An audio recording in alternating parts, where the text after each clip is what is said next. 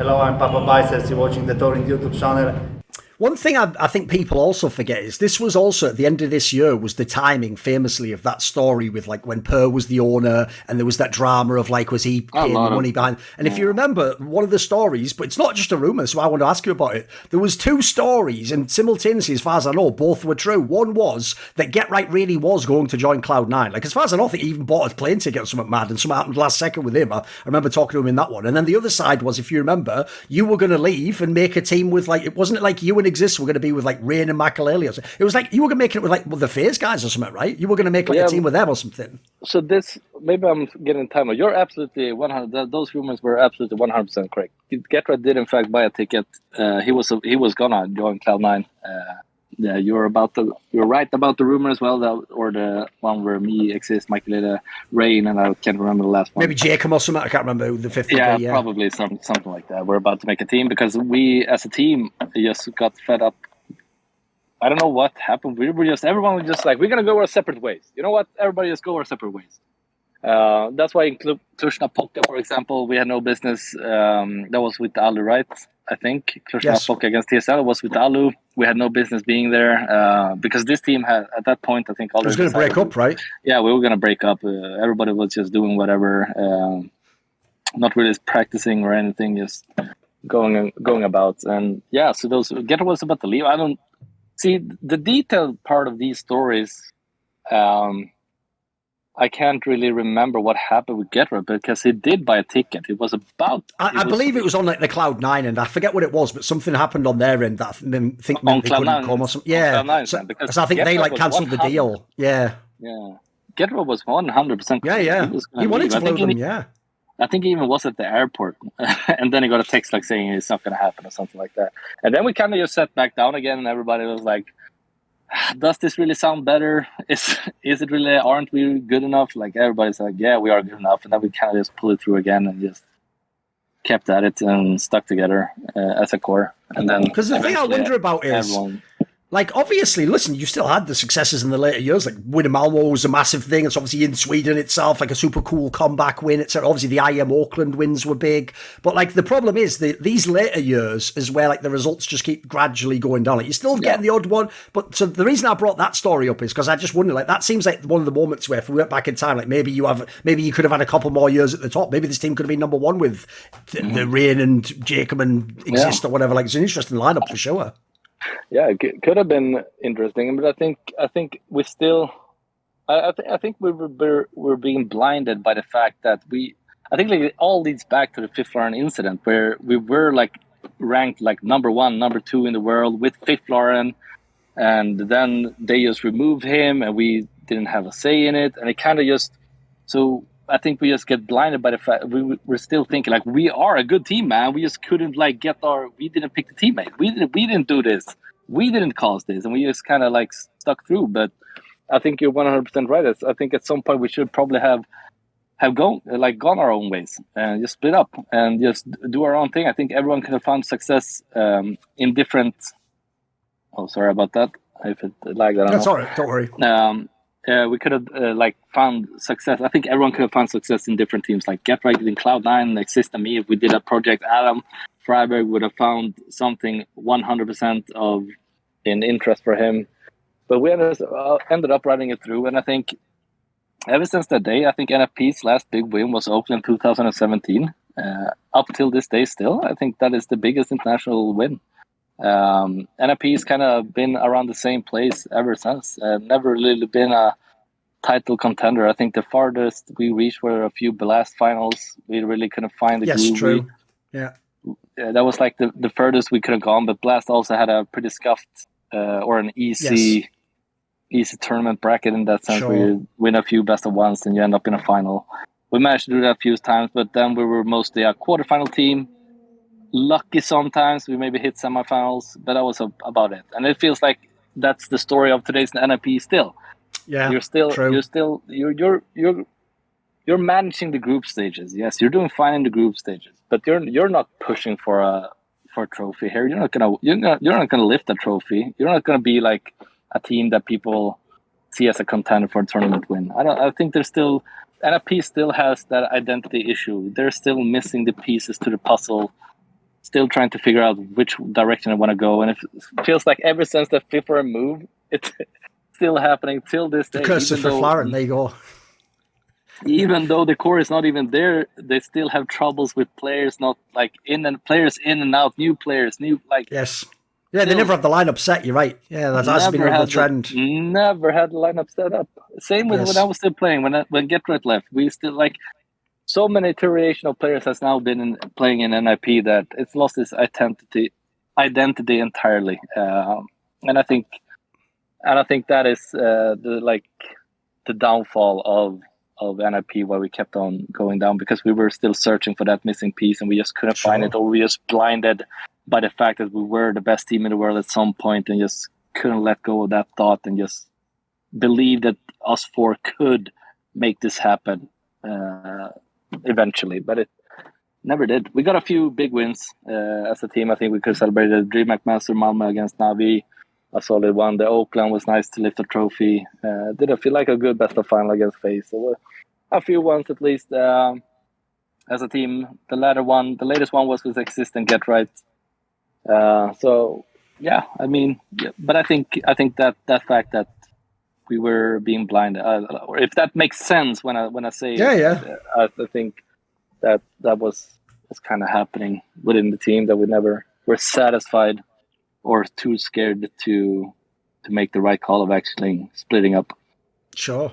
I've got a bit of an abstract question, which is this. Like, I know, listen, it's obviously whack when people ask you a question. Like, famously, if you're like a writer, people go, where'd you get your ideas from? Which is like the most like, fucking hell, I couldn't even start with that. Like, it's an impossible question. So the way I'm going to phrase it is like this.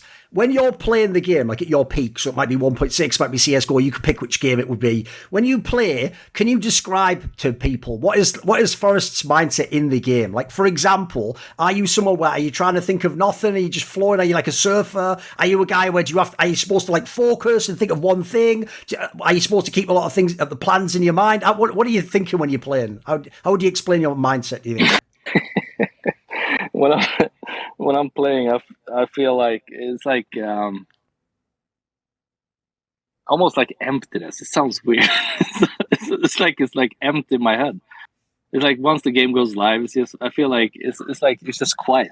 It's just like absolutely quiet inside my head, and I just know what I have to do. Like P250 getting dropped on a pistol, I start to visualize when I'm running towards mid on overpass, for example.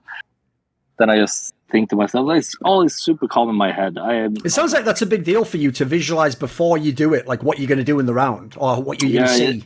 Yeah, it's a big part. I always has been. Even as a little kid, I always visualize stuff, how things is about to go down or how I want. Do you ever actually get like a really freaky one where you really see like what's going to happen? It literally plays out like that? Nothing that's super freaky. Okay, nothing psychic. Okay, right. Okay. No. But I have like these moments where I think to myself, like when I get to the P250 dropped, and I can kind of visualize while I'm running towards that position. I can like kind of visualize and see the kill happen. Like it's gonna be like a 2-bullet affair. Like that, it's a done deal. And then it's like I go up and I one tap. And it's just like exactly how I imagined it as well. It's like I build up scenarios and I force those scenarios. Like as I make them a reality for myself. Obviously, I can't. I can't do this stuff. But it's how I work as an individual when I play Counter-Strike. I try to visualize as much as I can beforehand.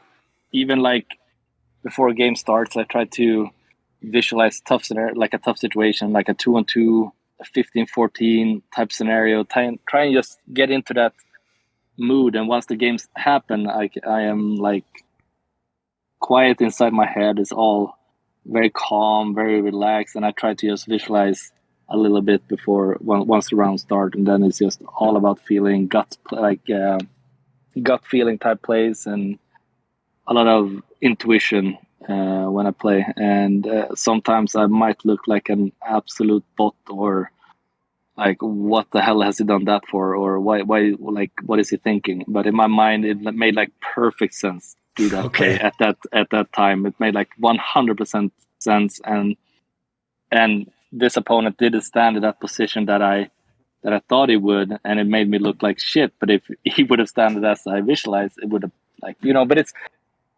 So I don't know if it's answer to a question, but I'm very calm, very empty, emptied in my mind. No, in some perfect. sense. Right, along these lines then, to give someone an analogy, right, the player I'm going to use is a modern day player so people can think of someone more recently. So if people think of Twists from FaZe, dude, a lot of his like really good highlights remind me of f0rest highlights, because here's how it always goes. It's always in a scenario where he's in like a 1v3 or something. So the premise is like he must get these kills or he just dies and the round's over. And I feel like when you push really skilled players with a mega aim like that, with their backs against the wall, it's like...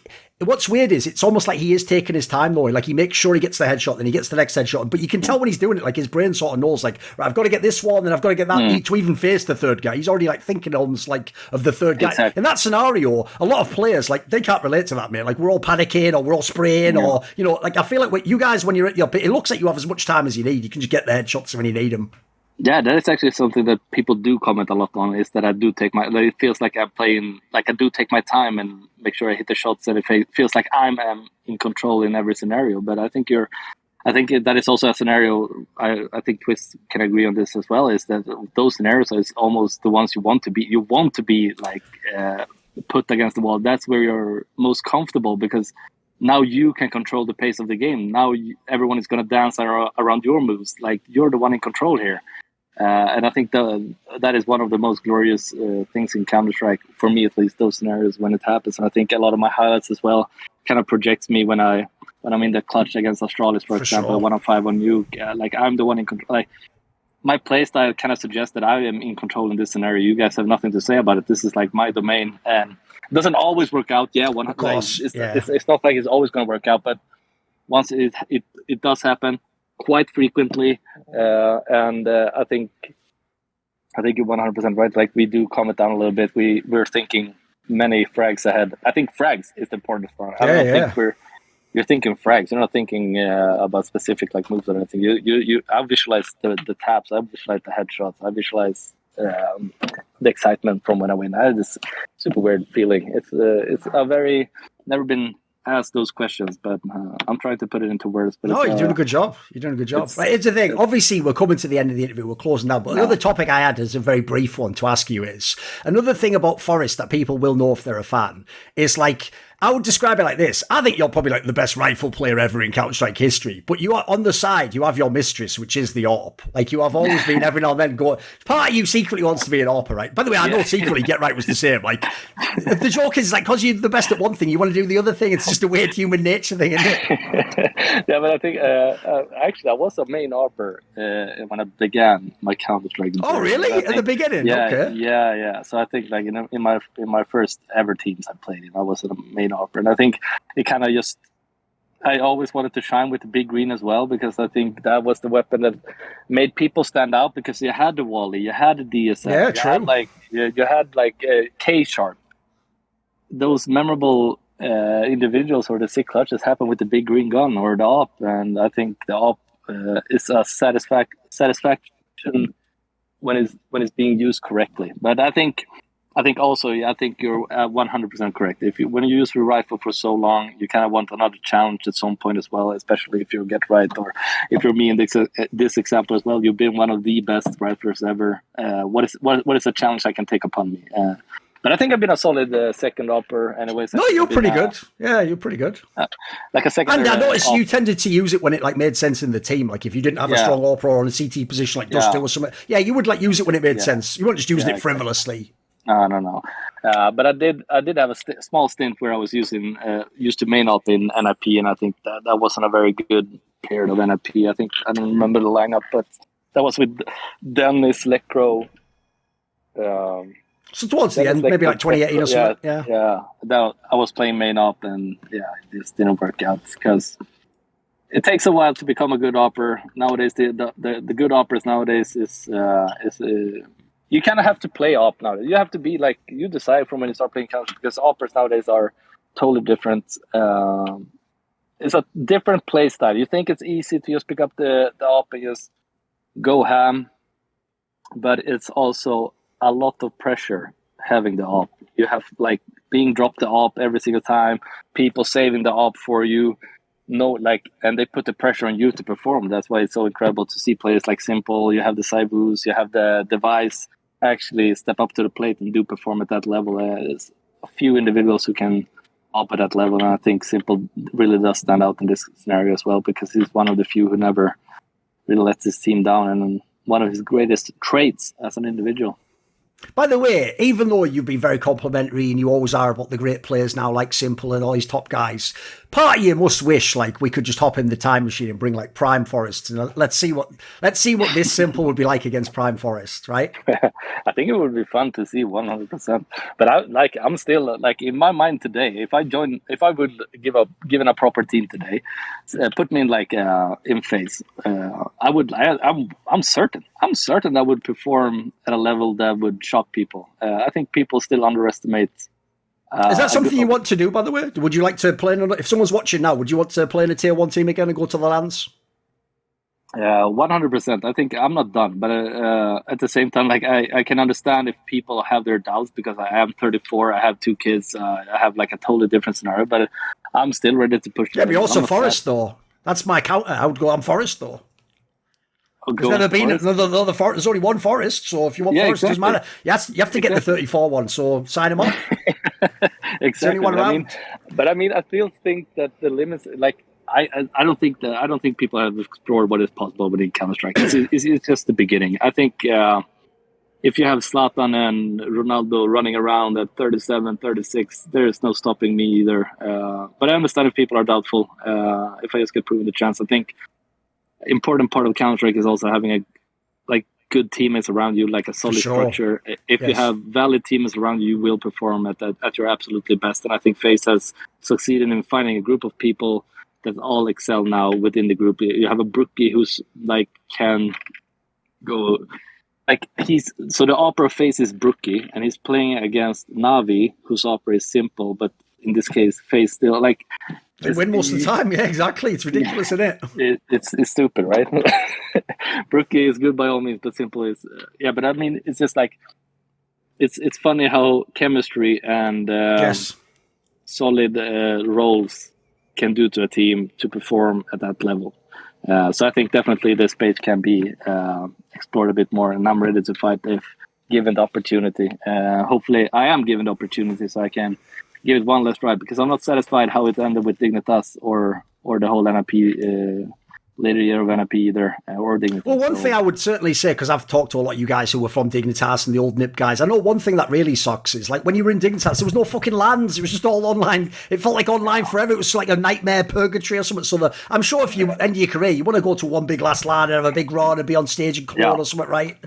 Yeah, I got the chance with. Yeah, you're 100% right. The whole thing about Dignitas was that we were gonna like get ahead. It's supposed to be a LAN team. Yeah, exactly. Exactly. Our experience on LAN were yes, that's where our strong suits. We brought in like this young gun Halserk who was like playing good on, like he showed good results on his stats. You know, that's all we could do. It was solid. So he was gonna play with us. He was like the good old days. You know.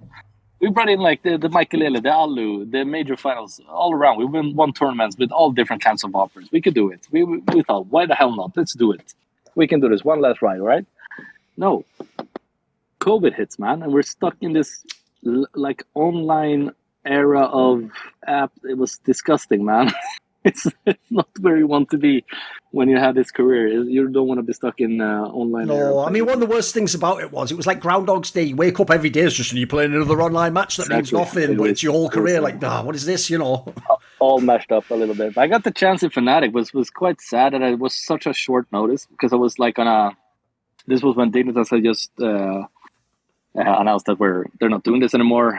So I took a 2.5 week vacation, obviously to kind of just like reset. The season was in full swing. Then they asked me like day before the LAN, like, we want to join, and obviously I'm super excited to be playing, jump in. But I wish I just could have gotten like a few more hours of like heads up, maybe play with them like one day before.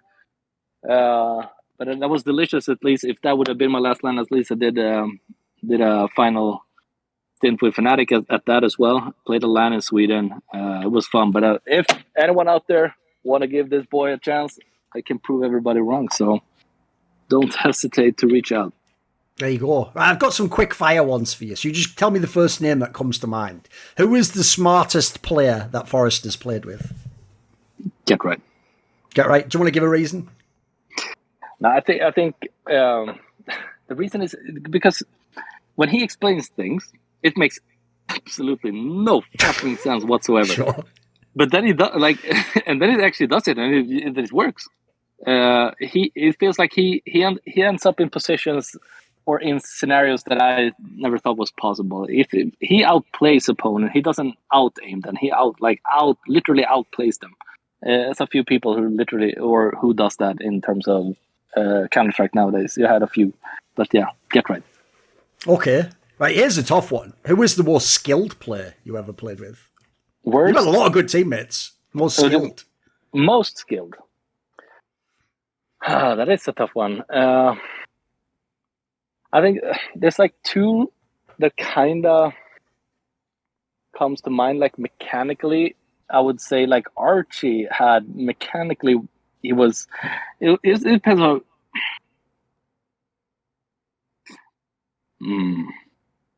Most skilled. Feels like I'm.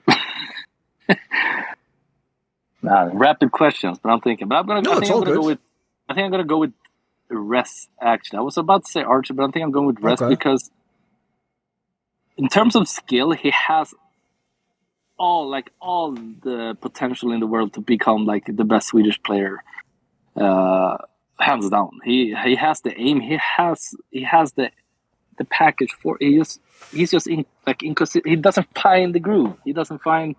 I can see myself in him sometimes as well, where he struggles a little bit. He hasn't really flourished as an individual. It doesn't really popped off, but I can still see that untapped potential. So skill-wise, I think he had the most potential. Get Ready is a better player, 100%. In terms of raw aim. No, I know skill. what you mean.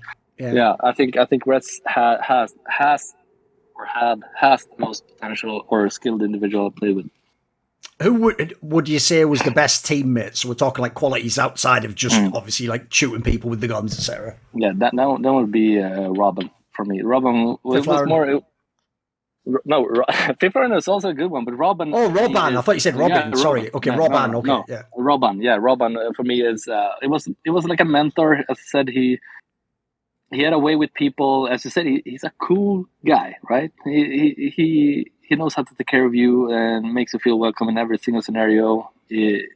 Every single time you meet him, it feels like you've been best friends for 20 plus years. He has an amazing thing about him. I think he taught me a lot as well about Counter-Strike and how to treat other people and just improve me as an individual. So I'm going to give it to Robin.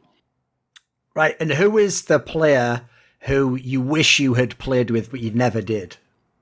Oh, definitely Seth. I wish I played with Seth. Yeah, I wish I did. I would have loved to see how that duo would have turned out as well. I think it could have been pretty spicy. Two of the best Swedish players, two best Swedish riflers together. Could have been amazing. So yeah, Seth. At the end of this interview, do you have any final message? Is anyone you thank or shout out or something? Hey, not really. I'm just glad we took a trip down memory lane, to be honest. It was a very nice talk, and to all the people watching, might have been some new stuff you didn't know about me, and hopefully you guys enjoyed it, and keep on, check out my Twitch channel or anything. I'm streaming a little bit during the downtime. If you want to check that out, a little bit on the YouTube as well. But I hope you guys enjoyed it, and if you have any questions, don't be afraid to ask them, because I'm ready to answer. Tack så mycket.